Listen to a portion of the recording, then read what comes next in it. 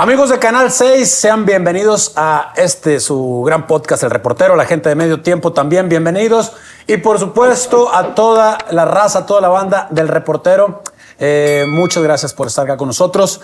Este capítulo es llevado a ustedes gracias a Futre, futre.com. Tócalo donde quieras. Y bueno, ya vieron el gran invitado que tenemos el día de hoy. Por favor, se me está olvidando. Club Conecta, muchas gracias por abrirnos este gran espacio, por abrirnos las puertas de su bonito club. Así que acá estamos en el Club Conecta. Y hoy tenemos a un gran invitado, mi querido Pavel Pardo. Hasta que se nos hizo. Eres una persona muy ocupada, cabrón. Sí, hasta que primero venías, no venías. Sí, Ahora vienes y yo me voy a México, pero bueno, qué bueno que ya lo pudimos hacer. Ya se nos dio. Bueno. Vámonos recio, mi querido Pavel. Tus inicios como futbolista. ¿Dónde arrancaste? Eres canterano del Atlas, de los Zorros. Sí. ¿Cómo se da? A ver, muy rápido la historia. Yo comienzo jugando, obviamente, en el equipo que formó mi papá con mi tío.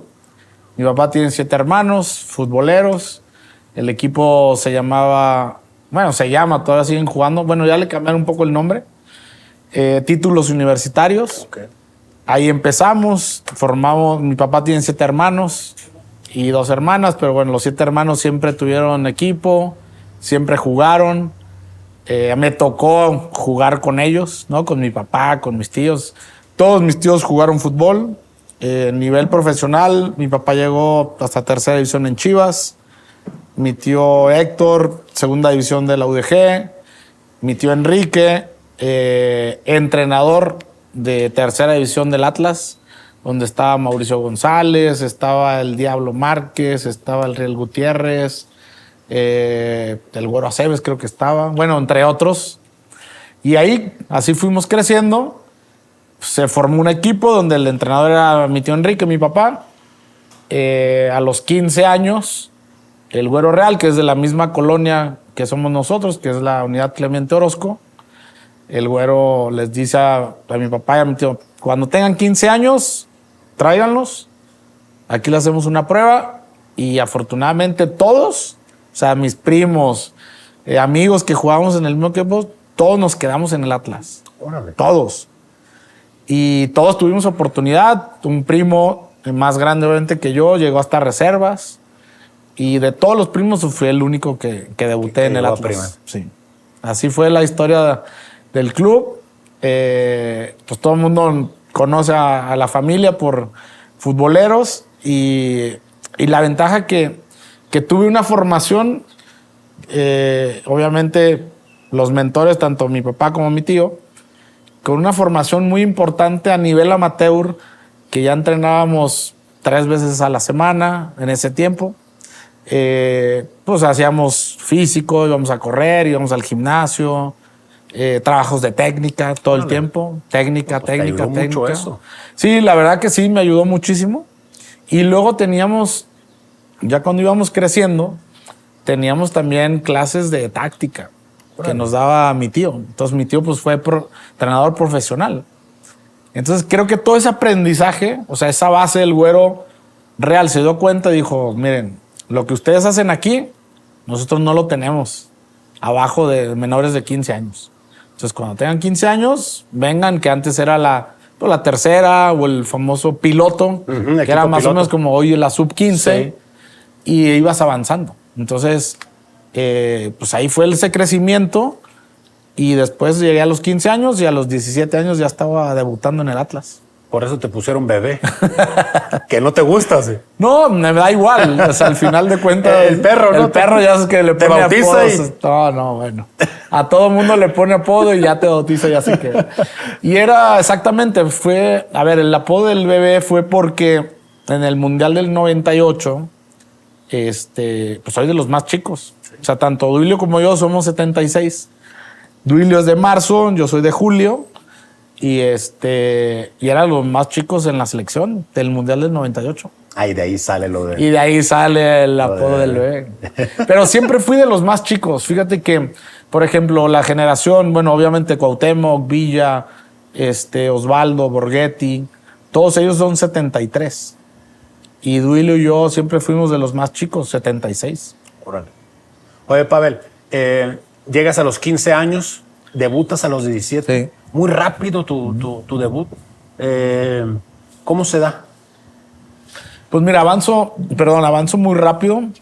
A los 15 años, que era el que te decía hoy la sub-15, antes era la categoría piloto. De piloto subías a tercera, de tercera a reservas y primera división. Prácticamente yo no pasé por reservas. Cuando llega Bielsa forma un equipo, una selección que era piloto, tercera y reservas. Okay. Y algunos que entrenaban en primera división, como era el caso de Damián Álvarez, ¿no? Damián Álvarez entraba en primera división, jugaba también con reservas, y ahí. Entonces Bielsa forma una selección de más o menos 18 jugadores, en los cuales nosotros entrenábamos con él 3 veces a la semana, y después te ibas a jugar con tu categoría. Y ahí nosotros entrenábamos o hacíamos muchos partidos con primera división. Okay. Muchísimos, esa selección.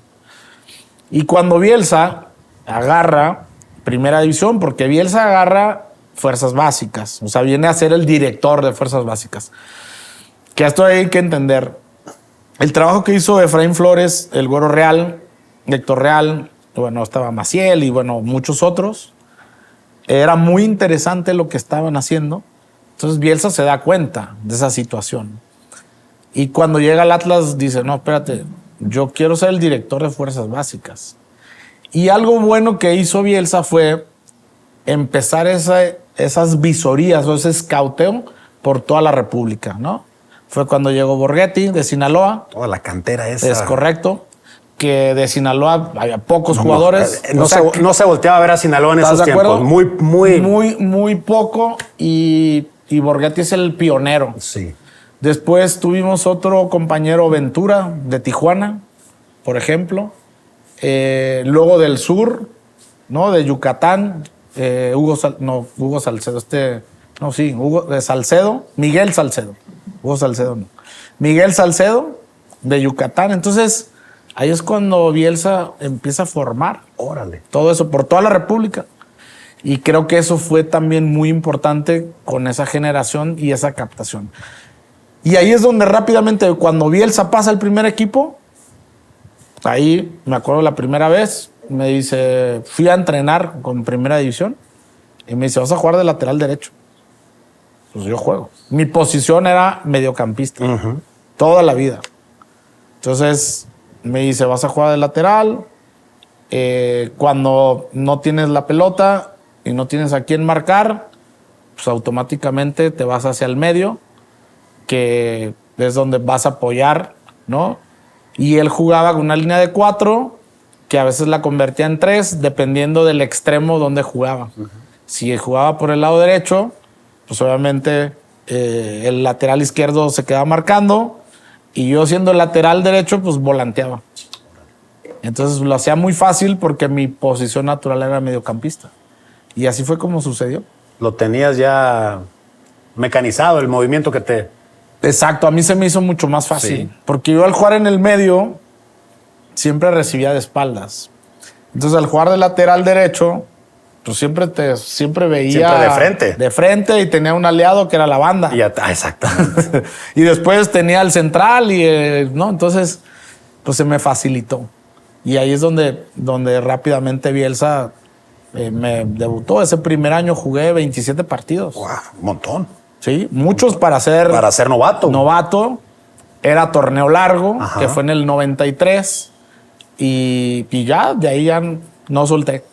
Oye, Pavel, prácticamente fuiste, digamos que pionero de esa surgimiento de tantos jugadores buenos del Atlas, de esa escuela que sacaba jugadores, ¿no?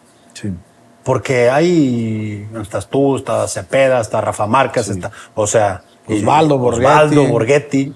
Hubo Mario. Después, vino Mario Méndez, el Chato, N cantidad de jugadores. Y hoy no es tanto. No. ¿Qué ha pasado? ¿Qué sientes? Yo creo que ha pasado mucho. Ahorita hablas de la cantera del Atlas, pero también le pasó a Pumas. Sí. Que eran las dos canteras que alimentaban el fútbol mexicano. Y creo, en mi opinión, creo que nos pasa mucho en México esta parte. Donde, pues lo que estoy haciendo funciona, lo hago bien. Y como tú dices, en esa captación que tenía el Atlas, pues llegaban los jugadores. Y llegaban y adelante, ¿no? Entonces, creo que eso, en mi punto de vista, lo dejaron de hacer. Se conformaron con que pues no necesitamos hacer nada, porque somos una máquina, ¿no? De hacer jugadores buenos, cabrón. Muy buenos.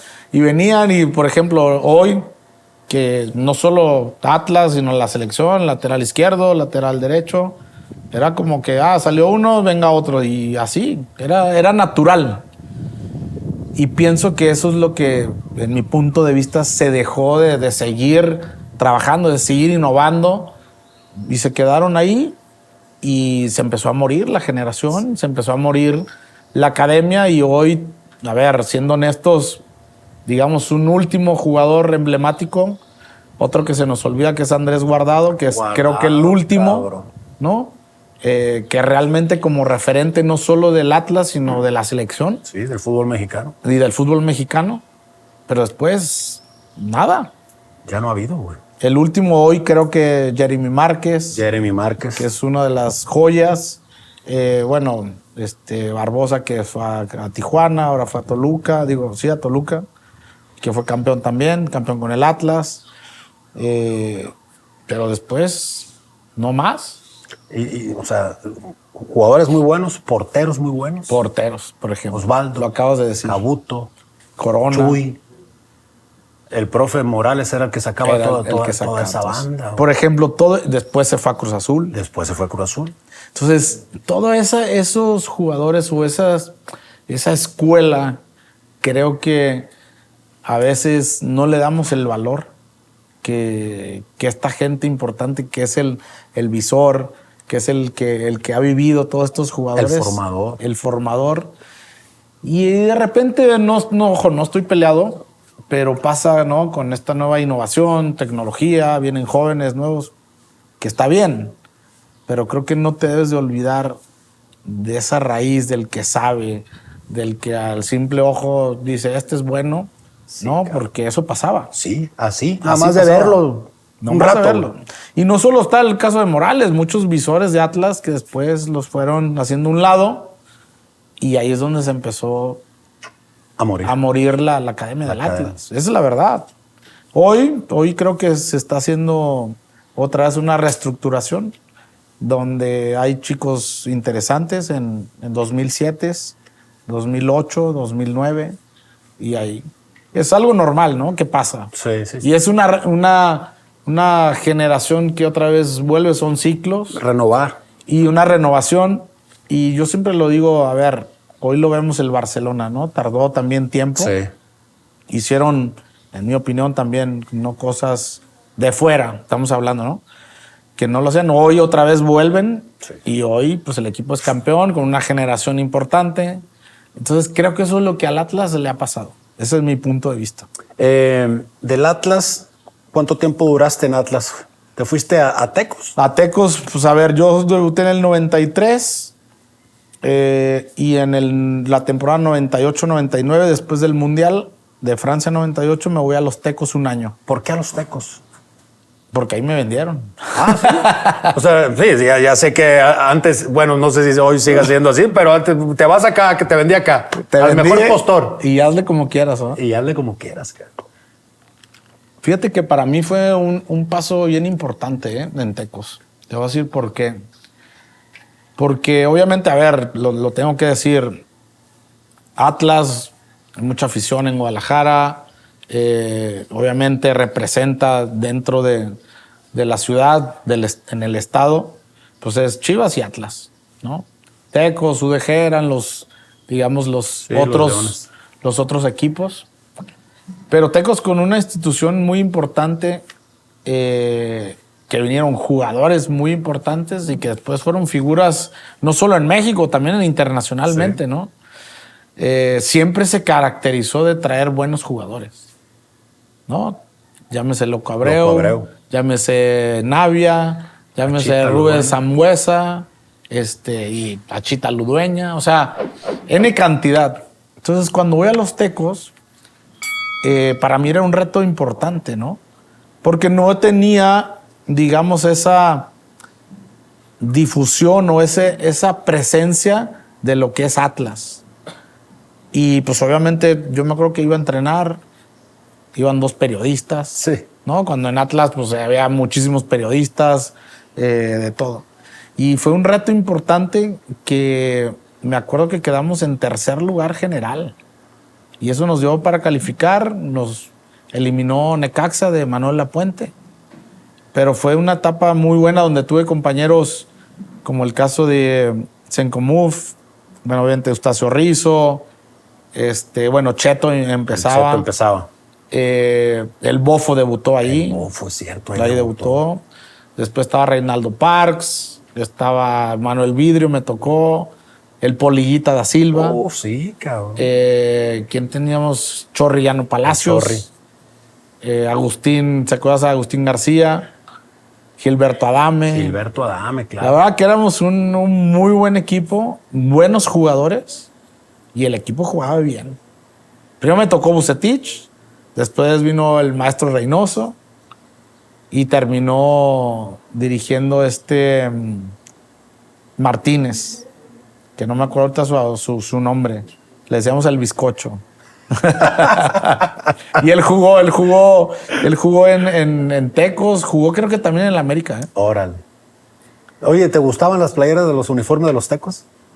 Buenas, a ver, después Croacia le copió a los Tecos. Sí, güey, los cuadros rojos con blanco. No, y te digo algo, la verdad, qué triste que se fue los Tecos, porque era un equipo, ¿sabes cómo lo analizaba yo? Como, bueno, en Chile la Universidad Católica.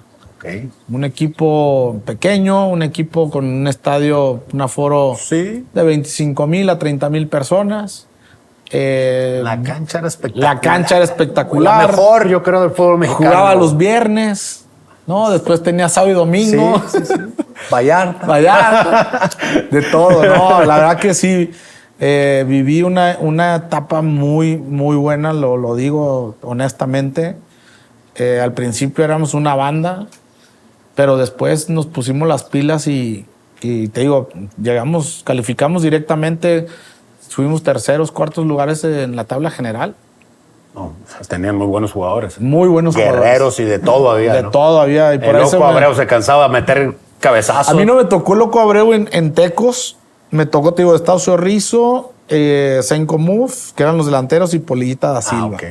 Chorrillano Palacios, Gilberto Adame en el medio campo. ¿Quién más? Yo jugaba de lateral derecho. A veces jugaba Vidrio, a veces jugaba el campeón Hernández.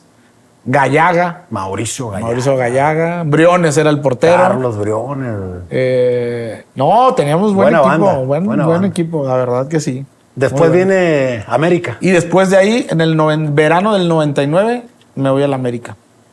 Campeón en América. ¿Fue lo mejor que te pasó en tu carrera? Hablando en equipos. En equipos, yo creo que En lo México. mejor en México sí. En México sí. Futbolísticamente. Sí. O sea, cada etapa, a veces, cuando te preguntan esto, yo siempre digo, a ver, pues obviamente el Atlas me dio esa oportunidad y ahí crecí, ahí me formé. Y no solo me formé como jugador, también algo importante que tenía el club, con los dirigentes que tenía, era una familia. Éramos, de repente te ubicaban el gerente, el presidente, te veía y a ver, estás muy subido, te ubicaban, bájate de esa nube. Entonces era de verdad, éramos como, pues sí, éramos como sus hijos y éramos una familia y todos crecimos de esa manera, donde no solo lo sigo diciendo en la parte deportiva, pero también la parte humana y formativa. Y que esto es fundamental en la formación de los jugadores. Sí. Porque no solo ya llegaste de 17 años, 18 y ahora ya te crees, no, te sigues formando. Y me acuerdo que los dirigentes, teníamos gerentes, Enrique Venegas, que era espectacular, y te ubicaba. A ver, ven para acá. Para acá, cabroncito. Yo te vi de esta manera y ahora ya te quieres agrandar. Pues, ¿qué te estás creyendo, no? Y era, la verdad, muy padre. Una etapa muy padre. Y luego lo que te digo, Tecos, de una parte formativa también, de crecimiento personal. Y después el América, que es lo que tú dices, la verdad que sí, llegué a un club sin ser de la cantera, me gané un lugar, obviamente a base de esfuerzo, a base de dedicación, a base de demostrar en la cancha, que es como siempre digo, cualquier jugador, la única manera de poder ganarse el cariño, la aceptación de no solo del club, o sea, de la institución, sino de la afición, pues es demostrando. Claro, ¿no? Y no es una afición fácil. Y no es una afición fácil porque llegan jugadores, y me tocó jugadores con un gran nombre y pues, les costó trabajo y no triunfaron como triunfaron en sus equipos, ¿no? La exigencia es... ¿Sabes qué pasa? Que el América, lo he dicho siempre, si juegas bien, estás acá. Claro. Y te eleva, ¿no? Por la difusión que tiene. Pero si juegas mal, te hunde. Te mata. Y ahí es una presión mediática de la prensa, de la afición, y esas son las dos opciones que hay. O sea, no hay término medio.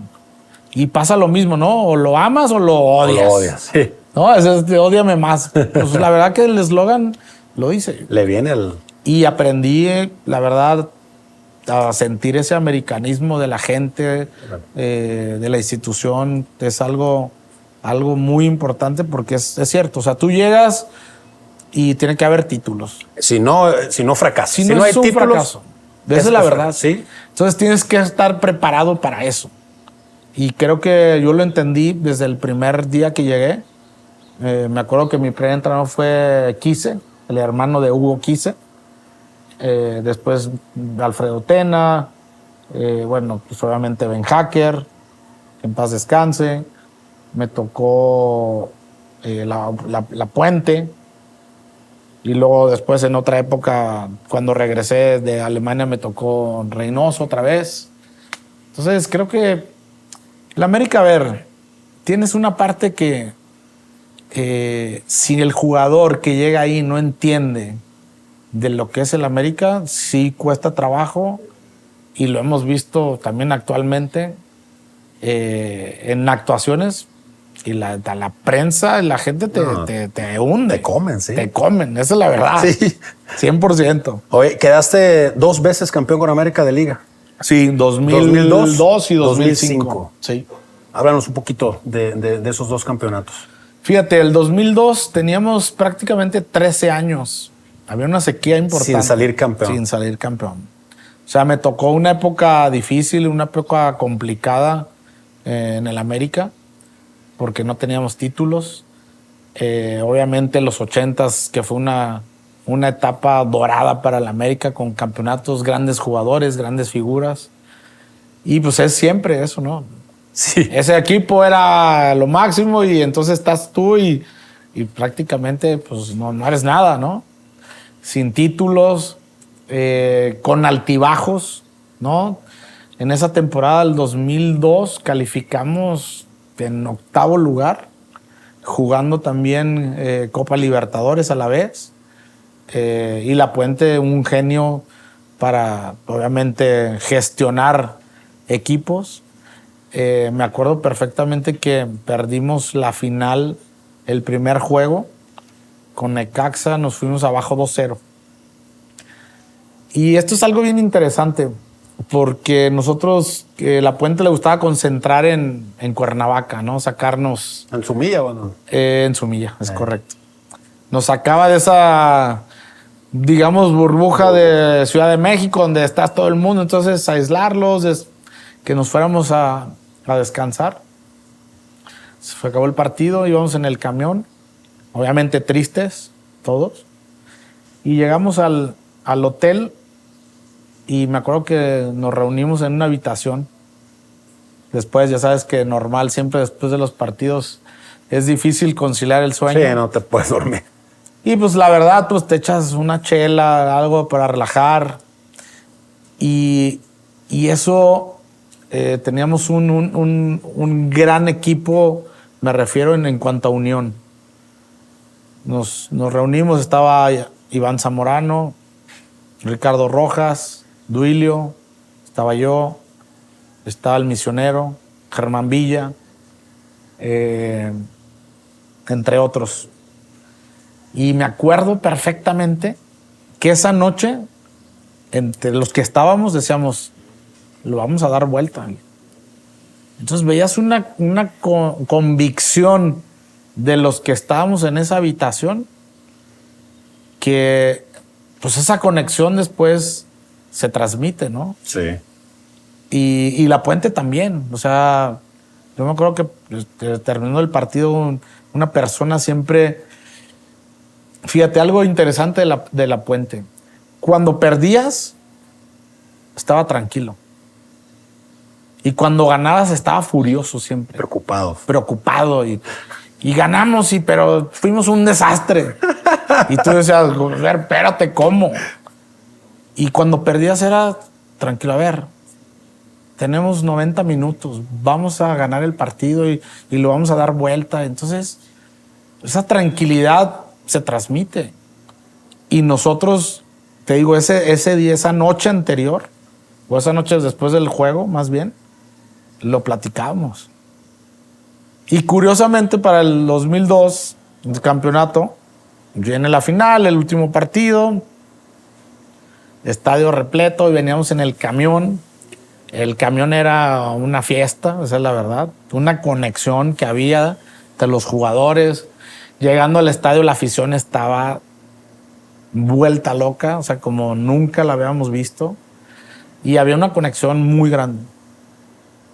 Y ya llegando al estadio, pues la verdad que se sentía esa vibra de decir, este partido lo vamos a ganar.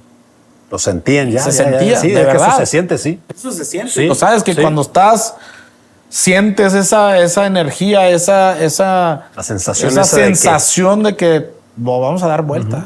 Y me acuerdo que en esa habitación decíamos todos. Y no era de que, sí, no. Veías a cada uno de los jugadores que decían, lo vamos a dar vuelta. Convencidos. Y eso, de verdad, que es algo para resaltar. Porque luego, bueno, pasa el partido que obviamente ganamos con gol de oro de Hugo Castillo. Que obviamente una jugada accidental, Duilio me noquea. Entonces imagínate la historia, ¿no? Que salgo noqueado en el primer tiempo. Duilio le dice a La Puente en el primer tiempo, Pavel no está bien. Y Duilio se dio cuenta, ¿no? Que no estaba bien en la cancha. Y de repente, lo único que me acuerdo fue que La Puente me pregunta, ¿estás bien en el medio tiempo? Y yo, sí. Me dice, ¿dónde estamos? Y yo, pues aquí en el Estadio Azteca, ¿no? Y me dice, no, tú ya salte, no estás bien. ¿Pero qué te hizo? No, una patada. Vino una jugada que de hecho va a disputar Sague con Duilio. Duilio viene de frente y yo vengo retrocediendo, entonces me agacho, la pelota a media altura y Duilio con el pie. Mete acá un patadón. Noqueado. Y después no me acuerdo de nada. Pero siempre digo, pero salí ahí con el trofeo. Por lo menos la foto ahí está, güey, para que te acuerdes. Sí, no, de verdad, obviamente ahora me dan flashazos de algunas cosas que sí me acuerdo, pero al principio no me acordaba de muchas cosas. Y una muy buena anécdota es que pues despierto en el hospital. Ay, cabrón, ¿eh? Y entonces mi familia ahí, mi papá, y digo, mi papá, ¿qué hago aquí? No, pues es que te pasó esto, tal. Y yo, ¿cómo? Pues es que tenemos que jugar. O sea, perdimos el primer partido 2-0. No manches, o sea, no te acordabas de nada del otro partido, güey. Y mi papá, no, es que ya jugaron, ya quedaron campeones. Y yo, no, papá, pues ¿cómo? O sea, ¿cómo? Nos falta un partido por jugar. O sea, perdimos. Y me enseña el periódico, mira, aquí está. Aquí sales con la copa. Y yo, no, ¿cómo? No me acordaba. Órale, güey. Esa fue una situación muy chistosa, una anécdota, pues obviamente. Y ese fue el primer campeonato. 13 años sin salir campeón, una sequía importante. La Puente, obviamente, pues era el genio de sacar campeonatos, ¿no? Con los equipos. Y luego me pasa eso. Entonces era un tema que pues queda para la historia. Sí, cómo no. Pues qué buena arreglada te metió Duilio, con esa patada, güey. Muy buena arreglada. Sí, güey. Oye, bueno, sales campeón en 2005. Después, tu aventura en Europa, Stuttgart. ¿Qué? Wow, jugaste Champions, ¿no? Sí, me tocó. Campeón. Sí. Creo que metiste el primer gol de un mexicano en la Bundesliga. Sí, es correcto. O sea, qué gran aventura por Europa, Pablo. Sí, no, una aventura bien interesante. Me tocó irme con Ricardo Osorio. Con Osorio, sí. La verdad que la pasamos muy bien. Que aparte ese cabrón te hace reír, pero... Sí, ya sabes, el cháchara, el chacharitas. Que tenemos varias historias. No, bueno, ese es... Hay varias historias interesantes. Una, a ver, hablando en lo deportivo, cuando a mí me dicen que después del mundial, me dicen, oye, hay una posibilidad de que un equipo alemán te fiche. Y yo dije, sí, nos quedamos. ¿Tú tenías esa, digamos, esperanza de jugar en Europa o...? Sí. ¿Sí? Es algo bien interesante, ¿sabes? Sí, porque obviamente ya iba a cumplir, bueno, ya tenía 29 años. Bueno, estaba por cumplir, sí. En el Mundial cumplí 29 años, más bien. Y yo tenía esa espinita porque después del Mundial del 98 me voy a regresar, que tenía 22 años, Bielsa agarra el Español de Barcelona y pide 3 jugadores. Y esos 3 jugadores que pide es Germán Villa, Eduardo Berizzo, que hoy es el técnico de León, que fue mi compañero en el Atlas cuando estaba Bielsa, y yo. Y de esos 3 jugadores, el único que se quedó fue Villa. Yo me acababa de ir a Los Tecos. Hablé con la directiva y me dijeron, a ver, Pavel, pues te acabamos de fichar. La verdad, muy bien. La directiva que estaba comandada por el Chino Leaño, su papá, Juan José. Estaba Nicho, no sé si te acuerdas, famoso Nicho. Y bien, me dijeron, mira, pues estamos arreglando. Si hay la posibilidad, pues no te vamos a truncar ese sueño. Y al final, cuando se estaban haciendo las negociaciones, Bielsa agarra la selección de Argentina. Entonces ahí se cae pues, el fichaje. Ya. Y el único que se queda es Germán Villa. O sea, Germán Villa sí logró irse, ¿no? Sí. Entonces me regreso a eso. ¿Por qué? Porque sí tenía esa ilusión de jugar en Europa. Y esa ilusión de jugar en Europa, pues me tardó 7 años. Esa es la verdad. Y llegó momentos donde decía, no, pues a ver, no se da, estoy en el mejor equipo de México, es el América, estoy bien. Y yo decía, no, necesito algo más, necesito un reto más. Y había momentos donde doblegaba esa aspiración. Decía, no, ya. Y después decía, no, lo tengo que lograr. Y yo sabía que el Mundial del 2006 era mi última oportunidad. Era la última llave que te quedaba. La última llave. Y entonces me preparé para eso. Entonces, cuando llegamos a Alemania, yo estaba decidido de lo que quería, de lo que sabía que tenía que hacer. Y fue una experiencia de verdad, para mí, por ejemplo, en la parte personal, como si hubiera vivido unos 10 años en Alemania de aprendizaje en la parte personal. Y después en la parte deportiva, pues llegamos con una mentalidad de verdad. Teníamos ese envión del Mundial. O sea, primero fue 2005 Confederaciones, Mundial. Y ahí eso fue, la verdad, impresionante porque íbamos con esa sinergia que teníamos y ese envión natural que nos había dejado el Mundial. Y la verdad, pues rápidamente llegué. A los 2 meses, 3 meses, me hacen parte de los 5 capitanes. Órale. De repente en reuniones que estábamos con el presidente, director deportivo, pues obviamente al principio, pues el alemán muy complicado. Yo de repente estaba en las reuniones y yo decía, ¿y yo qué hago aquí? o sea, primero no entiendo nada. Segundo, pues acabo de llegar. Tenías poco en el equipo. O sea, 3 meses, sí. de verdad. O sea, 3 meses tenía. Y ya me incluían en los 5 capitanes. Entonces, pues eso también fue ir ganando lo que te decía. Pues a base... el alemán es una persona cerrada al principio. O sea, no te permiten, como diciendo, sí, está bien, bienvenido. Que te metas tan fácil al círculo. Pero no te dejan entrar.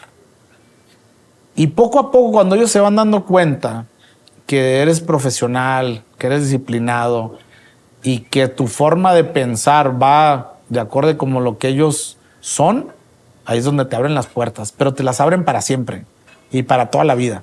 Wow. Que es algo muy interesante. Pero al principio es una barrera, ¿eh?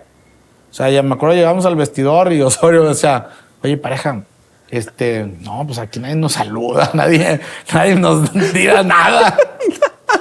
Pinche Oso. Y Oso, yo me acuerdo que se sentaba al lado de mí. Entonces, pues hay anécdotas que tenemos muy buenas.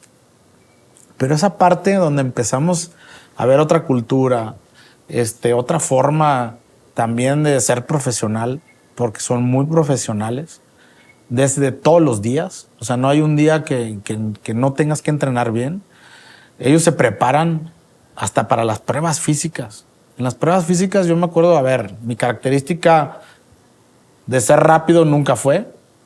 Y las pruebas, pues resistencia, a lo mejor potencia, algo así, no salía tan mal. Pero no era de los mejores tampoco. Y me acuerdo que todos los jugadores se preparaban para salir el número 1 de las pruebas físicas. ¿No? A ese nivel. Órale. Y yo decía, a ver, eso no importa. Lo que importa es eso ya en la cancha, güey, sí. Y luego el entrenador de repente nos decía, hey, Pavel, pues no sé, en las pruebas. Y yo le decía, entrenador, lo más importante es el sábado. Sí, güey, sí. Entonces, ese aprendizaje que tuvimos fue muy importante. Empezamos perdiendo, después el equipo se enderezó. No creían, la verdad, que varios del equipo decían, no, con este equipo nos vamos a ir a segunda. Y yo le decía a Oso, tenemos un buen equipo de fútbol. Así como te decía de Tecos, yo analizaba y decía, tenemos un buen equipo de fútbol. Y me acuerdo una vez, nos cita el entrenador, a Ricardo y a mí, a su oficina, pasen a la oficina. Y nos dice, ustedes tienen que tomar más liderazgo dentro del equipo, tienen que hacer esto, tienen que hacer tal. Y nosotros, ¿cómo? Entrenamientos, hubo un entrenamiento, por ejemplo, que a Osorio, antes de un partido, en un espacio reducido, él se va por la banda, tira un centro, se le barren así, pero con todo, tobillo hinchado, no pudo jugar el sábado. Y nosotros decíamos, no, pues a ver, nosotros no vamos aquí, en México estás acostumbrado a que no, aquí tienes que cuidar, sí. ¿No? Porque el sábado tienes que jugar, las figuras, esto. Allá vale madres. Allá vas, quieres ganar, quieres entrenar y todos se juegan un puesto para el día sábado. Entonces nos empezó a decir eso, ¿no? Y nosotros le decíamos, oye, mister, pero espérate, pues nosotros nos tratamos de no entrar fuerte porque el día sábado vamos... No. Aquí tienes Sáquense esa idea de la cabeza, sí, cabrón. Así. Aquí no es así. Así. Y la verdad nos dio mucha confianza. Un entrenador alemán que tenía la parte de la disciplina, la parte dura, pero a la vez tenía esa parte... Él jugó fútbol profesional. Y él jugaba de número 10. Órale. Entonces, pero tenía esa parte donde te acogía, donde te hablaba, donde te decía. A mí me daba la libertad. Me dijo, Pavel, si tú tienes que hacer y cagar a quien sea, tú caga. Está bien, y yo decía, bueno, ya me dio luz verde, entonces que agárrense. y nos dio esa confianza. Y la verdad, ahí es donde empecé a tomar un mando importante dentro del equipo. Y me acuerdo perfectamente un partido que tuvimos, el director deportivo, jugamos de local. se acerca conmigo y me dice, ya vi a quién tenemos aquí de líder. Me dice, sigue así. Y eso fue, la verdad, que muy importante porque, pues obviamente el jugador necesita también esa parte, ¿no? De confianza, esa parte donde se sientas. Y vivimos una experiencia muy buena, un trato desde que llegamos. ¿Cómo estás? ¿Cómo está la familia? ¿Cómo está la gente? O sea, El trato humano. El trato humano siempre, y el profesionalismo de cada jugador es a tope. Y el que hay de todo también, ¿eh? El que echa la hueva, ¿no? Pues se nota prácticamente y se va orillando. Órale. O sea, se va haciendo a un lado. Y eso aprendí, la verdad, que la parte profesional es de todos los días. Y otra anécdota de Osorio que, no, pareja, a ver, en México, pues tú juegas y te respetan. Porque pues ya eres Porque titular. eres fulano, sí. Porque eres titular. Y le digo, no, güey, pues aquí no estamos en México. Aquí tenemos que demostrar, tenemos que todos los días demostrar que estás para jugar el día domingo. Si tú no demuestras, aunque hayas sido titular el sábado, empieza de cero la semana. De lunes a viernes, empieza de cero. Y decíamos, ay, cabrón. Y Osorio ya es con, no, pareja, es que en México sí te respetan y aquí no. ¿Qué otra puntada se aventó el oso? Porque tiene para tirar para arriba ese cabrón. No, tiene mucho. Alguna que se pueda contar, güey. No, sí, hay una muy buena que veníamos a la selección. Esa la cuento siempre y se caga de risa. O sea, la verdad que aprendimos mucho los dos, ¿no? Yo creo que uno de otro.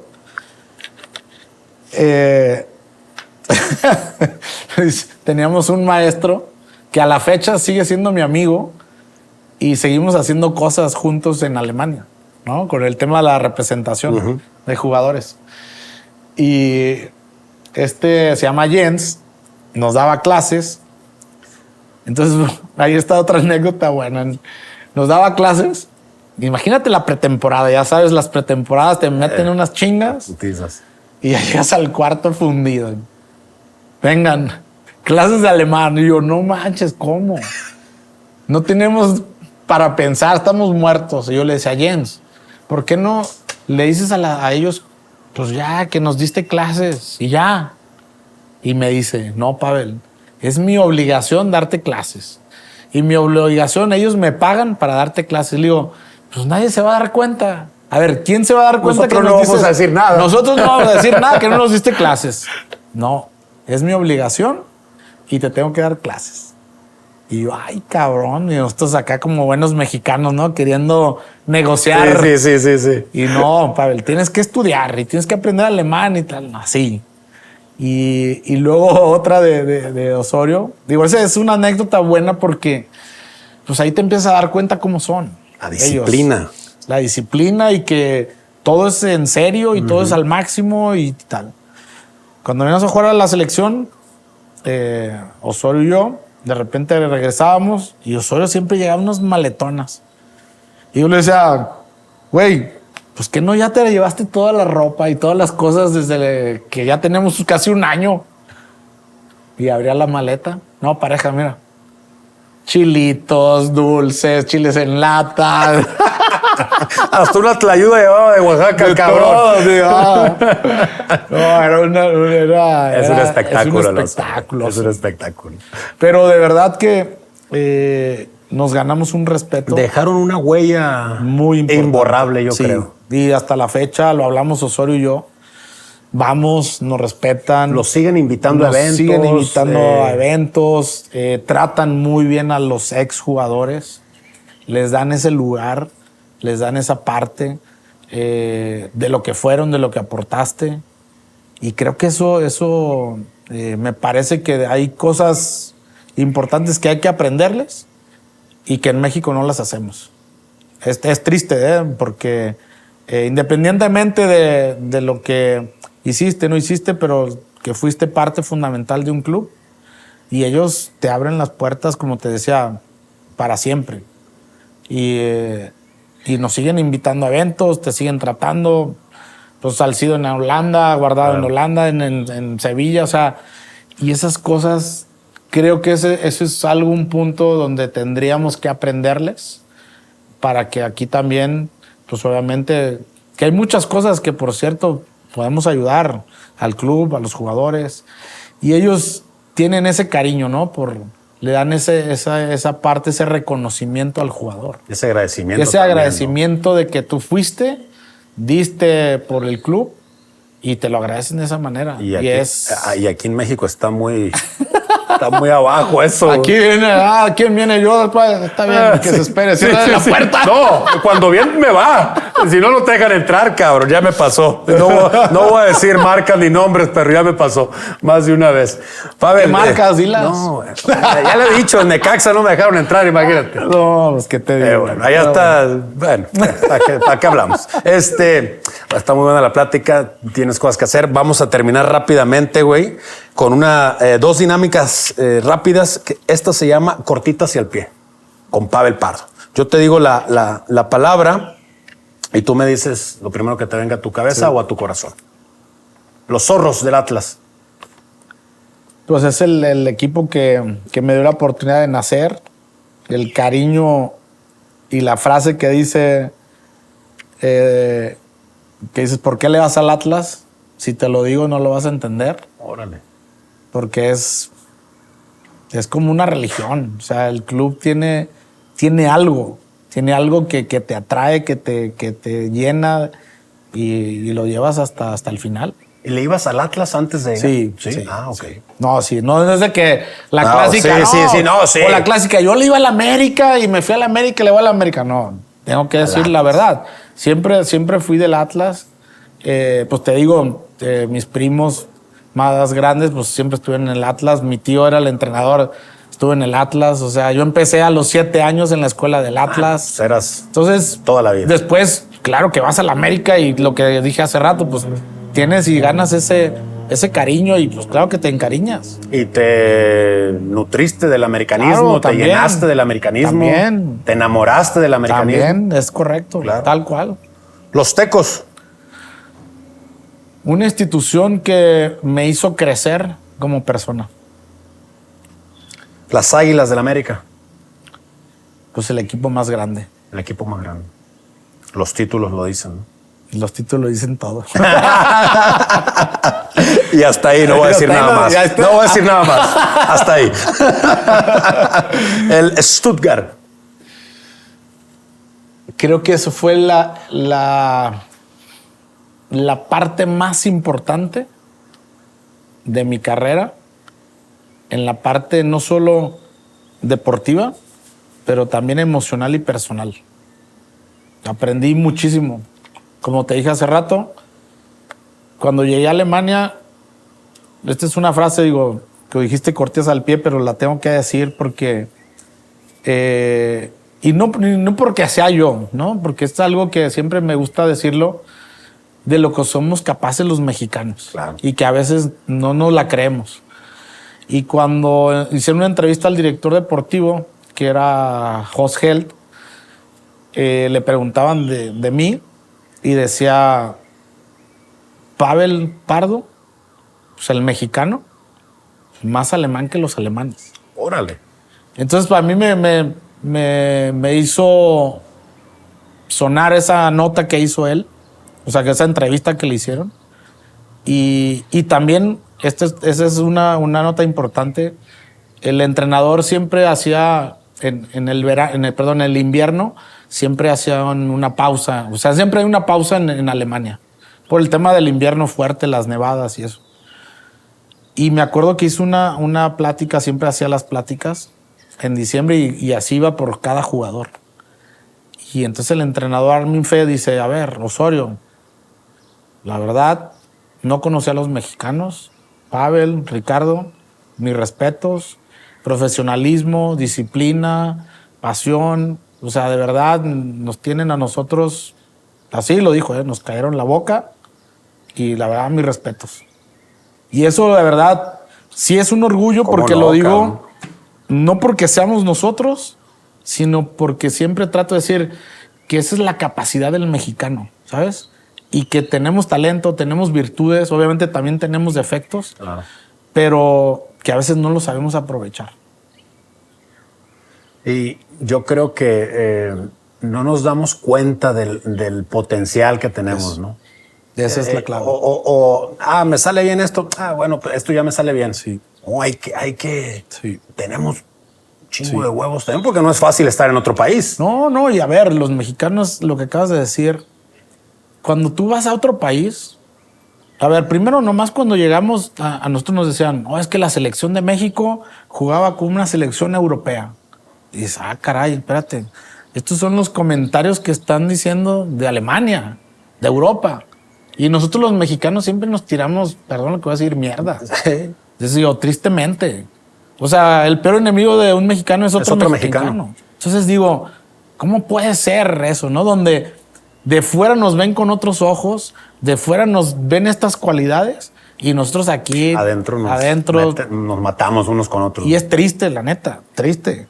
De verdad que es triste y por eso lo digo ahorita, no porque opinen, no hablen de nosotros, sino esto es lo que somos los mexicanos, hacia afuera. Y nos ven de esa manera. Entonces, lo que tú acabas de decir, hay que seguir insistiendo. Siempre es más difícil construir que destruir. Pero bueno, vamos siguiendo construyendo, ¿no? Vamos por la otra. Chicago Fire. Fue el retiro y una etapa importante de mi vida personal que viví. Y uno de mis hijos nació allá. En Estados Unidos. El gol que recuerdes con más cariño. Yo creo que el gol... Tienes varios. Sí, pero... Dardos envenenados. Contra la máquina también. Ahí tengo uno, ahorita te lo voy a enseñar. Un dardo envenenado que te saqué. Bueno, ese sí también. Me voy a quedar con uno que fue contra Honduras, en el Estadio Azteca, afuera del área. Un rebote, me acuerdo. Al ángulo íbamos perdiendo 1-0. Y la verdad es el sentir el estadio, jugar para tu selección, eso no tiene precio, de verdad. Selección nacional, jugaste mundial, mundialista. Sí, Copas Américas. Copas Américas. Copas Oro. ¿Qué se siente ponerse la verde en un mundial? Lo que acaba de decir, selección nacional, el orgullo más grande que puede representar un jugador. Y que puede sentir un jugador. ¿Qué anécdota divertida recuerdas dentro del vestidor? Ya nos contaste varias, Ya pero si tienes otras. Híjole, ahorita... Con el Osorio tienes mil con seguramente. Tengo miles, ¿no? Pero, no, a ver, pues hay varias, pero así ahorita de bote pronto... no, hay una que a mí me hicieron. Que el otro día un amigo me decía que jugó conmigo en el Atlas. Me dice, ¿te acuerdas que fuimos a la Ciudad Victoria a jugar y hablan al cuarto y una entrevista? Bájate, no sé qué, no, por teléfono a la habitación. Y yo me acuerdo, sí, con Pavel Parda. Cabrón, no, pues sí, ya acá me andan entrevistando. Y ya de repente salen todos, no manches, qué agrandado, todavía ni juegas y andas dando entrevistas. Esa me la aplicaron, ¿eh? Me la aplicaron buena. ¿Dónde disfrutaste más el fútbol? Yo creo que, a ver, por las etapas, Alemania, como te decía, fue el momento cúspide de mi carrera, que lo disfruté. En todos lados disfruté. Esa es la verdad. Y siempre dije una cosa, cuando no disfrute del fútbol es cuando me voy a retirar. Ahí se acaba. Y ahí fue cuando tomé la decisión. Pero todas las etapas las disfruté al máximo. Llámese concentraciones, viajes, entrenamientos. Asados. Asados. Muy buenos, por cierto. Luego hacemos uno. Pero en Alemania viví un sueño como cuando un niño vive en Disneylandia. Órale. A ese nivel. Qué chido. Y la verdad, te voy a dar otra anécdota de Alemania. Un día gris, nieve, fuimos a entrenar Llegamos al vestidor y pues Osorio, los mexicanos echamos desmadre, todos serios, los alemanes, y teníamos 2 compañeros suizos que también echaban desmadre, muy buenos. Muy buenos para echar desmadre o para jugar. Las dos.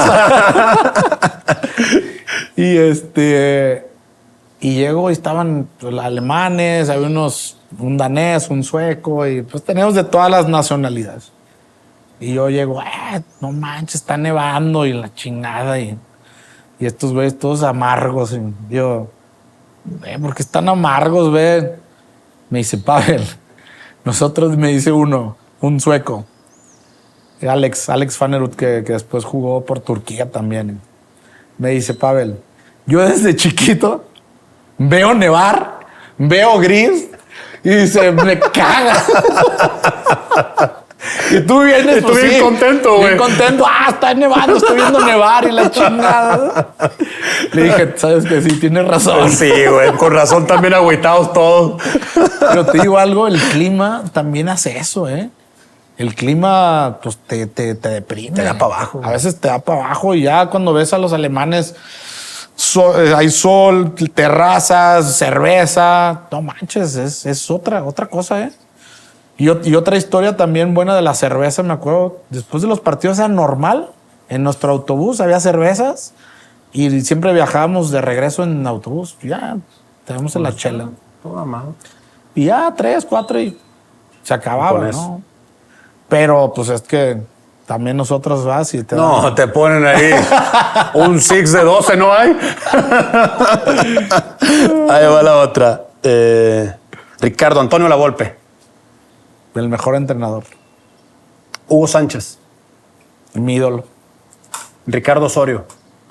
Mi gran compañero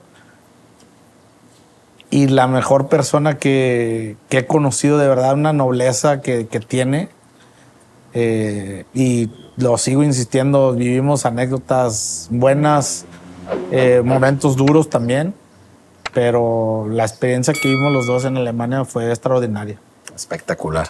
Vamos a pasar a otra, Pavel, que se llama Fabrica tu jugador. Yo te digo la cualidad. Sí. Tú me dices el compañero que creas que es mejor en esa cualidad. Sí. Tú te puedes poner en la que tú quieras, si así lo consideras. Remata de cabeza. Esa me la pusiste difícil, pero... Jared Borghetti. El zorro del desierto. Sí. El zorro es el que lleva más puntos ahí. Sí, no. Centrador. Depende de qué. En carrera, a balón parado. Vamos a ponerlo en carrera. Híjole, yo creo que Víctor Ruiz. Víctor Ruiz. Un guante tenía Víctor. Sí, no manches. Disparo a balón parado. Benjamín Galindo. El Benja, el maestro. Dribbling. Cabrito Arellano. El cabrito. Matador en el área. Iván Zamorano. El Bambán. Liderazgo. Rafa Márquez. Rafa Márquez. Jugador potente. De todos los que jugué, ¿ah? O contrarios. También contrarios. No, pues Ronaldo Nazario. 8 pulmones. ¿Villa? Germancito Villa. 8 pulmones. Sí, está cabrón. Sí, no manches. Préstame el celular, güey, por favor. Claro. Le quiero enseñar algo a Pavel. Este es uno, a ver si lo encuentro, cabrón. Este es uno de mis grandes orgullos como futbolista, güey. Como portero. A ver si lo encuentro, cabrón. ¿Quién lleva la pelota? ¡Dardo envenenado! Oye, tienes toda la razón, Mira, mira. No, ahí sí te puedo decir mis respetos, ¿eh? No, nomás porque arriba más para el ángulo, güey. Si vas más al ángulo no la saco Oye, nunca. No me acordaba de esa. Mira, sí. ¿Ese fue en el azul? En el azul, Sí, güey. ¿verdad? Sí. Les ganamos 1-0 ahí. ¿Con gol de quién? Del Chaco. Tienes Rompimos toda la razón. malaria después como de 7 años. ¿Ese en fue ese que partido. 2005? ¿2004, 2005? Por ahí. No, güey. ¿2010? 2010, güey. Entonces 2010. fue, sí, después. Digo, no me estoy agrandando, no me puedo agrandar con Pavel, bueno. pero atajarte un tiro a ti fue eso uno de un mis dardo grandes. envenenado, No, cabrón, güey, llevaba veneno de alacrán, de serpiente y de tarántula, güey. De todas. Oye, Pavel, mira, antes de que acabemos, nuestros amigos de Sudio Ah, qué bárbaro. te hicieron el favor. Gracias. Y el honor, más bien, de que los recibas, unos audífonos de las poderosísimas Águilas del América. ¿Qué te pasa? Con mucho cariño, de parte del reportero y de la gente de Sudio, Ahí están, para ahí Pavel está, la Pardo. cámara. No, muchas gracias. Están chidos, güey. Sí. Digo, no soy americanista, pero están bonitos. Pregunta Rinat para Pavel Pardo. Sí. Portero para la selección mexicana. ¿Actual? Sí, para el Mundial. ¿Quién te gusta? Ahorita es un tema. Sí, ¿no? hay un tema. Me gusta Malagón Malagón. y no hay que descartar a Tala. Memo Ochoa, ¿cómo lo ves? Va a jugar, ¿no? Pues mira, algún juego seguramente, ¿no? Y al final, a ver, Memo Ochoa tiene pues esa experiencia también. Pero creo que también es el momento, ¿no? De estos jugadores como Malagón, como Tala, que es joven. Y creo que es el momento. Que mantengan, que sigan elevando su nivel para que... Sí, a ver, tú que eres portero. El que se enfila y el que creo yo que puede tener cierta ventaja es Malagón. Sí, a ver, por eso yo creo que estoy de acuerdo contigo y Tala creo que puede ser, ¿eh? Aunque es joven, pero pues, ¿por qué no? ¿A qué portero se te hacía más difícil anotarle? Tanto en Alemania metiste algunos, ¿no? Sí, en Alemania me tocó jugar contra Manuel Neuer cuando él estaba en Schalke. Después se fue al Bayern. Oliver Kahn también, qué bueno.